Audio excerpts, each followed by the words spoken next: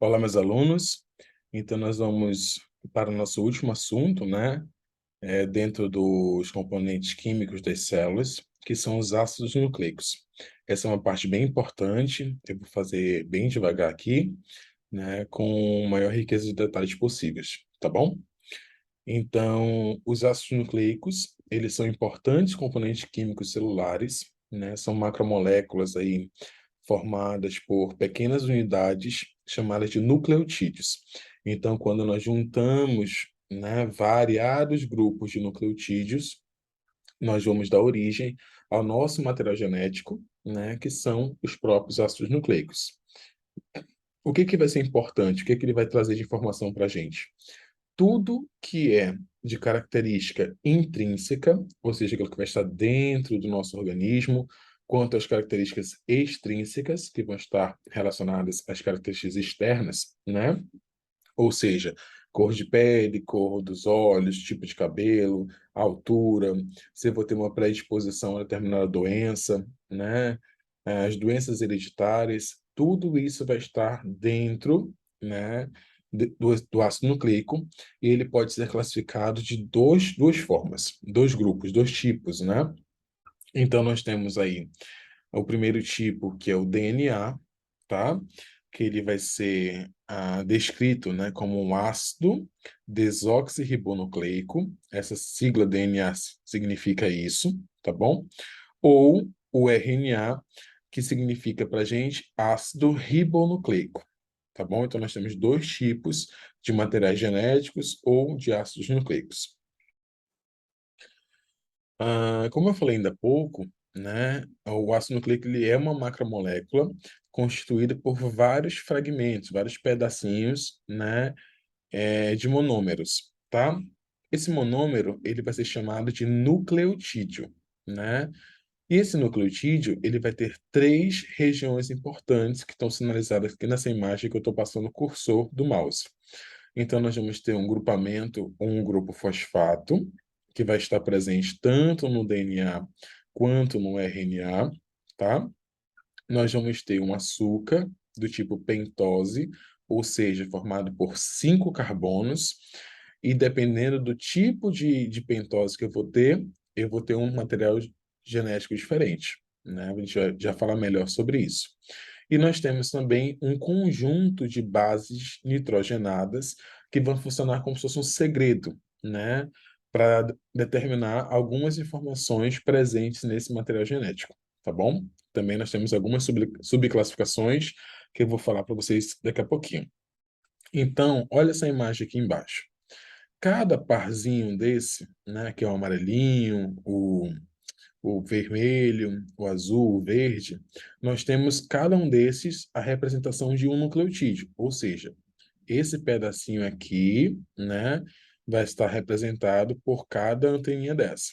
Lembrando que no DNA nós temos uma dupla fita, né, uma representação em dupla hélice, ou seja, é como se fosse uma escada giratória que eu tenho dois lados aí com esses pedaços de nucleotídeos, tá bom? Quando nós temos um conjunto de nucleotídeos, né, que informam para a gente uma determinada condição, exemplo, a cor da minha pele, né, eu vou ter um conjunto de nucleotídeos e esse conjunto é chamado de gene, onde vai estar a representação, né, dessa informação, tá bom? E a fita por completo é chamada de DNA ou RNA, dependendo se vai ser fita simples, ou seja, uma fita só, ou uma fita dupla, como no DNA, tá bom? E esse material ele vai estar condensado, né? Ou seja, compactado na forma de cromossomos dentro do núcleo da minha célula, tá bom? Muito bem. Nessa imagem aqui, nós podemos ver, né, a representação justamente da dupla hélice. Então, olha esse quadradinho aqui, que ele vai estar ampliado. Então, observe que a trinca, né, formada aqui por um grupo fosfato, uma pentose e uma base nitrogenada, representam um nucleotídeo. Então, aqui eu tenho um, aqui eu tenho outro nucleotídeo, aqui eu tenho outro e outro, se formando várias, centenas aí de informações representadas por esse pedaço, tá bom? Quanto à pentose, aqui nós vamos investir um pouquinho de tempo, tá? Volto a dizer que nós temos dois tipos diferentes de pentoses que vão formar esse ácido nucleico. Quando nós observarmos nessa primeira imagem aqui, nós vamos ter a ribose, tá? Cada númerozinho desse aqui, ó, né, que está com um apóstrofo, ele representa um carbono, né? Se eu tenho uma pentose, eu tenho 5 carbonos. Então, aqui onde eu tenho um é o carbono 1, aqui eu tenho o carbono 2, aqui eu tenho o carbono 3, 4 e 5. A mesma coisa vai ser aplicada para a desoxirribose. Qual a diferença? A atenção ela vai aqui para esse pedacinho que está em rosa, tá? No carbono 2 da ribose, eu vou ter o OH. Isso aqui nós já aprendemos, que é a hidroxila, né? Então, no carbono 2 da ribose, nós vamos ter a presença da hidroxila. Já na desoxirribose, ele vai ter uma modificação, porque no carbono 2, nós não vamos ter a presença da hidroxila, nós vamos ter somente o hidrogênio. Olha o nome, desoxi, né? Então, ele sofreu um processo químico chamado de oxidação, ou seja, ele perdeu o oxigênio, tá? É por isso que o nome desse açúcar é chamado de desoxirribose, né? Porque ele perdeu o açúcar. Isso é fundamental para vocês, tá? Para a gente identificar o tipo de açúcar que vai dar um nome, né, ao DNA e também ao RNA, beleza? Quanto à classificação de bases nitrogenadas, nós vamos ter dois grupos, um chamado de purinas e um chamado de pirimidinas. E nós vamos ter subgrupos, né, nomes aí para cada classificação dessa. Então, vamos lá. Nas purinas, eu tenho dois tipos, tá? Que nós vamos ter a guanina e nós vamos ter a adenina. Nós devemos observar que as purinas, elas vão ter aí 2 anéis. Olha aqui, 2 anéis. Tanto na guanina quanto na adenina, eu vou ter 2 anéis. Então, lembra desse detalhe que é bem importante, tá bom? Professor, tem alguma dica aí para te lembrar quais são as purinas? Né? Eu falei nas aulas presenciais que vocês vão lembrar da palavra pulga, pulga, né? Ou seja, pu vem de purinas e ga vem de guanina e adenina, tá bom? Então lembrem da palavra para vocês saberem quais são aí as purinas. Já as pirimidinas, nós vamos ter três tipos. Nós vamos ter a timina, nós vamos ter a citosina e nós vamos ter a uracila. O que que nós devemos se atentar aí para esse grupo, né, de bases nitrogenadas? Os três tipos, eles vão possuir apenas um anel.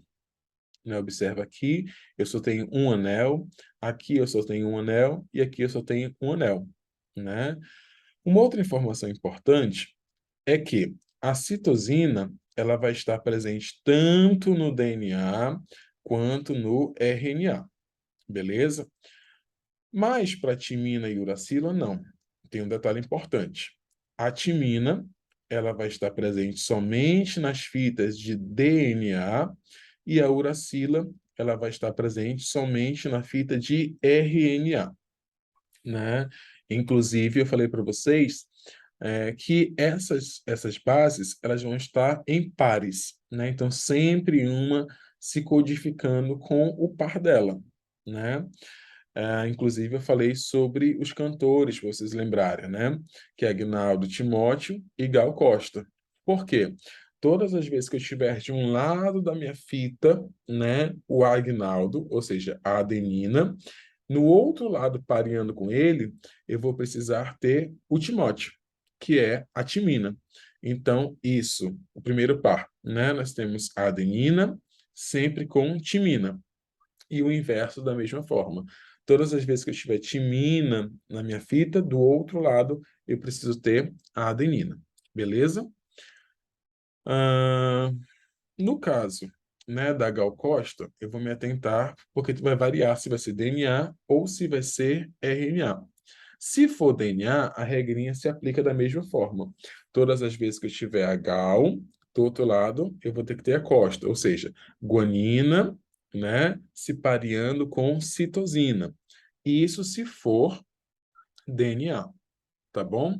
Se for RNA, nós não podemos ter timina nessa fita, né? Então, onde estaria a timina, eu vou substituir pela uracila, tá bom? Muito bem. Aqui nós temos a repressão em estrutura química, que tem um detalhe importante quanto às ligações. As bases nitrogenadas, que são esse pedacinho aqui, ó, tá vendo? Dois anéis, eu tenho as purinas, um anel, eu tenho a pirimidina. Podem ver que aqui eu tenho três ligações, tá? E essas ligações entre as bases nitrogenadas, elas são do tipo de pontes de hidrogênio ou ligações de hidrogênio. É só regra de nomenclatura, tá bom? Mas, quando eu falo de ligações entre o grupamento fosfato com a pentose do outro nucleotídeo, ou seja, de cima para baixo, eu vou ter uma ligação do tipo fosfodiéster. Por que fosfodiéster? Porque eu estou ligando, né, um grupamento fosfato com um açúcar, né, com uma pentose aí, beleza? Todas as vezes que nós tivermos o pareamento de timina e adenina, né, eu vou ter aqui duas ligações entre eles, né? Então, observa aqui duas pontes de hidrogênio, né? Quando eu vou parear guanina com citosina, eu vou ter três ligações de hidrogênio, pontes de hidrogênio, tá bom? Então, para esse momento, vocês têm que lembrar que eu tenho tipos diferentes de ligações, uma entre pares, né, de bases nitrogenadas, que são as pontes de hidrogênio, e quando eu tiver um fosfato com a pentose, ou seja, um nucleotídeo de cima com um nucleotídeo de baixo, eu vou ter um outro tipo de ligação chamada de ligação fosfodiéster. Beleza? Muito bem. Então, nós terminamos aqui. Revisem essa aula quantas vezes forem necessários. Se atentem para as partes mais importantes, né, que vocês podem precisar para fazer a avaliação. Ok? Só um minuto.